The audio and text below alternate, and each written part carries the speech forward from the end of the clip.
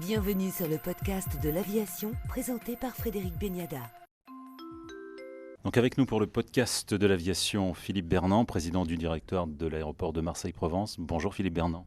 Bonjour. L'aéroport de Marseille-Provence fête ses 100 ans. 100 ans, oui. 100 ans, un siècle d'aviation. C'est un très beau moment. C'est un moment qui est effectivement, on revisite l'histoire à cette occasion-là. Et je trouve toujours très inspirant de revisiter l'histoire. Non pas par nostalgie, mais parce que ça permet de mieux comprendre le présent, puis quelque part d'un peu décrypter les solutions pour l'avenir. Effectivement, cette histoire, elle est riche. On peut citer des dates importantes, mais ça prendrait beaucoup de temps. Alors moi, il y en a quelques-unes qui m'ont frappé quand même. C'est évidemment le 1922, l'ouverture de l'aéroport, après le vol historique en 1910 d'Henri Fabre sur son hydravion. Puis 1939, c'est le premier vol commercial entre la France et les États-Unis. Il est parti des États-Unis, il n'est pas arrivé à Paris, il est arrivé à Marseille. C'était un hydravion et le président Roosevelt était à bord. Après, c'est des dates qui sont beaucoup liées à l'infrastructure. C'est la reconstruction de l'aéroport par Fernand Pouillon, puis dans les années 60, et puis par Richard Rogers en 90, et aujourd'hui par Norman Foster. C'est quand même 3 signatures architecturales majeures. Je pense qu'il n'y a pas beaucoup d'aéroports dans le monde qui ont connu ça. Voilà, c'est l'ouverture en 2006 du terminal low cost, MP2, qui était à l'époque, qui était une première, et qui est aujourd'hui un modèle qui a été souvent imité, mais jamais dépassé, qui démontre un petit peu la capacité d'innovation des équipes d'Aéroports Marseille. Comment se porte l'aéroport de Marseille-Provence aujourd'hui, post-Covid ?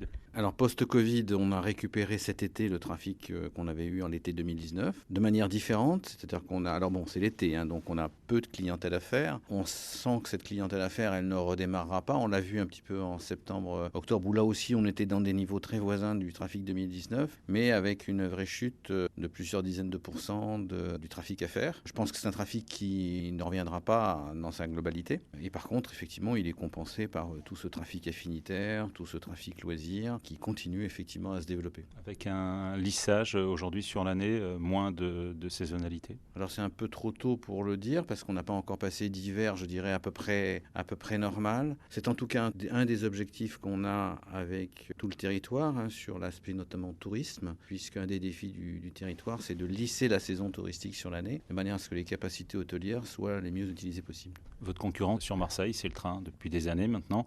Est-ce qu'on continue à assister à une perte des parts de marché de l'avion ? Et puis on a un bashing constant, on a prenez le train, évitez l'avion, où ça se stabilise ? Moi, je vis le train comme un mode de transport complémentaire, pas forcément comme un concurrent. Alors évidemment, il y a l'éternelle discussion sur la liaison avec Paris. Je dirais, ça dépend un petit peu comment vous organisez aussi votre déplacement sur Paris. Le fait est que l'avion a tout son sens sur un déplacement court, avec des rendez-vous tôt dans la matinée. Les deux modes de transport existent. Je pense qu'il ne faut pas les opposer. C'est le client, quand même, il est assez grand pour savoir celui qu'il préfère. Et je trouve que c'est un petit peu exagéré de se renvoyer un petit peu la vaisselle à la tête entre le train et l'avion. Je crois qu'il faut vivre ces modes de transport de manière générale extrêmement complémentaires en fonction de la pertinence et du besoin du passager. Je trouve d'ailleurs que c'est sur ce plan-là, on a toujours tendance à vouloir dicter le comportement au client par des interdits, par des limites. Le client, quand même, il a aujourd'hui, de son statut de client, le droit, entre guillemets, de pouvoir voyager comme il le veut, et on n'a pas à lui imposer sa façon de voyager. Les gens sont responsables et les gens ont des besoins, et il faut simplement qu'on aligne l'offre qui corresponde à ces besoins. Quels sont les grands projets à venir pour l'aéroport de Marseille-Provence ? Alors on a un très gros projet effectivement de restructuration de l'aéroport. À Marseille, on ne fait pas les choses comme d'habitude.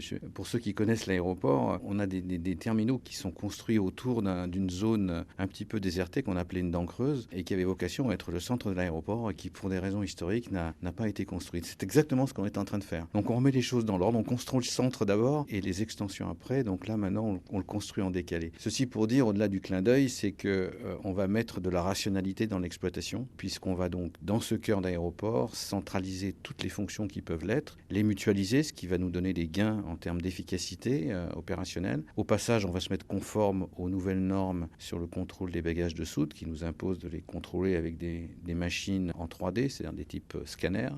Donc pour tout ça, il faut de la place, il faut un grand sous-sol que va abriter ce cœur d'aéroport. Et puis au-dessus, on aura effectivement les halls d'enregistrement et surtout un poste d'inspection filtrage centralisé, alors qu'aujourd'hui vous en avez 4 sur l'aéroport. C'est un investissement conséquent ? Alors c'est un investissement quand même qui est lourd pour l'aéroport, puisqu'on parle, si on met tout dedans, à peu près de 200 millions. Mais c'est un investissement qui est par parfaitement, je dirais, appréhendé, financé, malgré la crise, qui est assez historique pour l'aéroport, mais qui en même temps a été absolument attendue. Gros sujet également, développer plus l'intermodalité, capter une clientèle qui vient d'un petit peu plus loin. L'intermodalité fait partie un petit peu de toute la politique aujourd'hui de transition environnementale et écologique du secteur. L'infrastructure va évoluer. Elle va devenir autosuffisante sur le plan énergétique, elle va devenir zéro carbone, mais ça n'est qu'une faible part de l'impact carbone de l'activité aérienne. Les deux gros impacts proviennent des transports en commun et des avions eux-mêmes. Et donc nous, l'aéroport Marseille-Provence, on a fait le choix de ne pas rester spectateur de cela, mais d'essayer d'être catalyseur, moteur, promoteur sur ces sujets-là. Donc on travaille en étroite collaboration avec la métropole pour développer les transports en commun à l'aéroport. Alors on nous fait souvent la critique de dire « pourquoi faites-vous ça puisque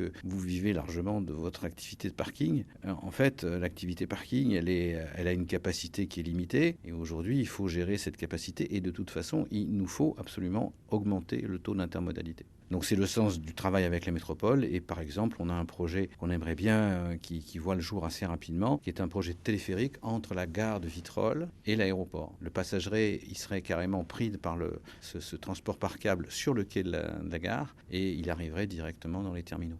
Autre segment sur lequel on travaille, c'est tous les segments des carburants verts, des carburants durables, sur lequel là il y a un vrai virage technologique à prendre. Et encore une fois, on ne veut pas rester spectateur, mais on veut être moteur, on veut être pionnier et on veut que Marseille-Provence soit capable de proposer aux compagnies aériennes qui le souhaitent des taux d'incorporation des biocarburants les plus élevés possibles. Puis ici, c'est facile. On a quelques acteurs industriels très puissants qui sont pas très loin. Il y a une très très forte volonté de tous les industriels dans le domaine de développer des filières comme ça.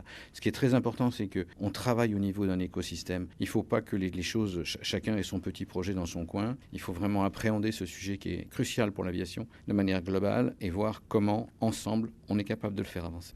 Ça veut dire quoi un aéroport zéro émission ? Ça veut dire qu'il aura toute son énergie déjà qui sera verte. Notre objectif est qu'elle soit verte au sens propre parce qu'aujourd'hui nous achetons déjà par exemple de l'électricité verte, mais nous voulons la produire avec d'une énergie renouvelable, c'est-à-dire essentiellement du photovoltaïque pour l'électricité et pour le réseau de chaleur de la géothermie. Un mot sur l'international, sur les lignes internationales. Le positionnement aujourd'hui de l'aéroport Marseille-Provence, c'est clairement d'être le trait d'union, un petit peu à l'image de Marseille, d'être le trait d'union entre l'Europe et d'une part le bassin méditerranéen et puis l'Afrique. Aujourd'hui, on a un réseau, nous desservons pratiquement tous les pays de l'arc méditerranéen, les pays européens bien sûr, mais au-delà, et je pense qu'il doit y avoir à peu près 2 pays qu'on ne doit pas desservir, et on espère effectivement continuer dans cette voie-là, et puis aller de plus en plus profond dans l'Afrique. On va déjà au Sénégal, on va déjà à Addis Abeba. Après, on a un deuxième défi qui est celui des longs courriers. Aujourd'hui, nos métropoles françaises sont une chance pour la France, moi je le considère, en termes de qualité de vie, en termes de bassin d'emploi. Il faut que ces métropoles se développent, qu'elles soient capables d'attirer des talents. Et pour cela, il faut de l'accessibilité en route directe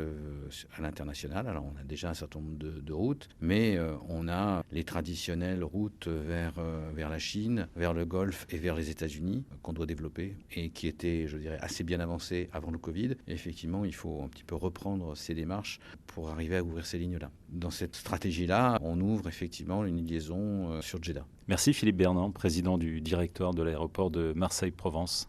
Merci à vous.